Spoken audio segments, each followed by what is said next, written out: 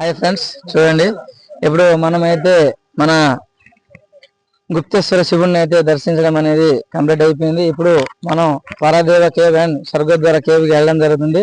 అయితే ఇక్కడ తెలిసిన వాళ్ళు ఒడిశాలో ఉన్నవారు అయితే ఉన్నారు. ఇక్కడ వాళ్ళని ఒకసారి సందర్శించి అడుగుదాము, చూద్దాం ఎలాగుందనేది. చెప్పండి ఇక్కడ పరిస్థితి ఏంటి? ఇక్కడ పరిస్థితి ఏంటంటే మేము బయలుదేరి 3 రోజులు అవుతుంది. మాది ఆంధ్ర. మా జర్నీ 3 రోజులు పడుతుంది. ప్లస్ మా బ్రదర్ మేమే జర్నీ చేసి వచ్చాము. ఈ కొండ ప్రాంతాలు కానీ, ఈ లొకేషన్ కానీ, ఈ 3 రోజుల ట్రావెల్లో బాగా అనుభవించాము.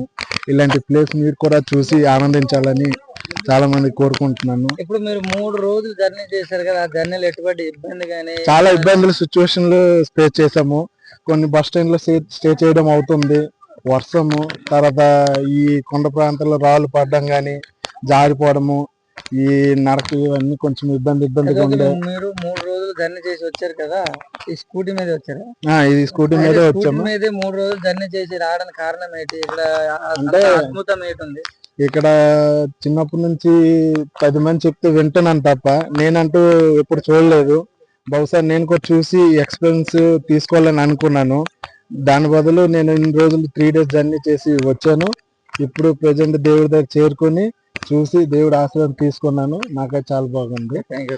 మీ పేరు సార్? నా పేరు అల్లల్ నరేష్. ఓకే.